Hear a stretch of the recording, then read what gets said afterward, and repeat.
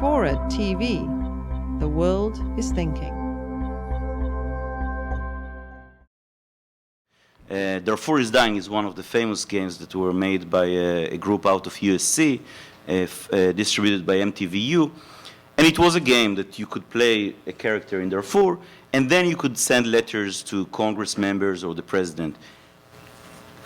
Tens of thousands of letters were sent, but there was a wall between the experience and the action.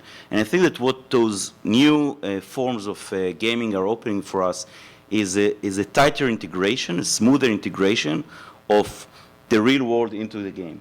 And if we could do something that inside the game, in the game mechanics, you could do things that have actual impact on the world, that could be amazing. Oh, good. Now I can get to disagree with Asi a little bit. Yeah, I think controversy, please. I mean, to me, the idea that by playing a game, you're also writing a letter to a congressperson, or you're actually solving the problem itself through the play of the game, to me is, I mean, perhaps it can be done, but it's a little bit of a pipe dream. It's sort of like saying, well, by playing this medical simulation game, we're not just going to make you excited about medicine, but we're actually going to find the cure for cancer.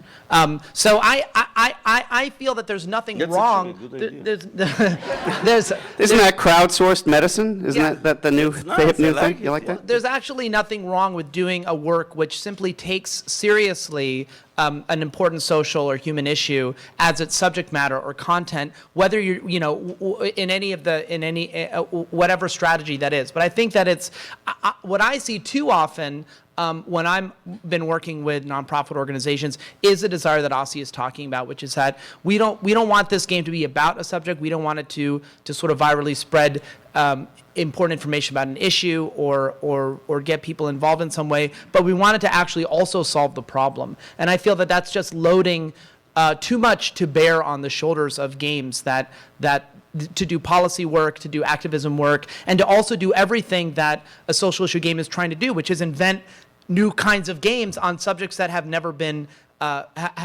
represented within games before. So it often ends up, what you often end up with is something where either the game ends up being very, very watered down, so it's like a lot of Jane McGonigal's work, which is essentially sort of creative writing exercises and social networking, as opposed to a bona fide game, right? So, but if that's okay, if your interest is not in actually making a good, fun game, then that's all right. But I just want to caution against that, because I think that it can take it too far. I mean, I understand what you're talking about, and that could be the extreme. I mean, I'll give one example that Zynga actually did. We're talking about commercial company. I mean, no one could argue that they're not really making every effort they could to make money. And they did something for Haiti. And for a week or two, they sold those seeds that if you bought them, the money went straight to the United Nations and supporting Haiti. They made in 1 week $100.5 million that they contributed to the cause. So they didn't change the game. I mean, the game was the same game. It was about farming and about growing your farm, personalizing it, etc. They changed one feature, even for a very short period, but they did this tie-in of real-world impact into the game experience. So I'm not talking about like the whole game should be around it, but like get it in somehow, get it into the mechanics.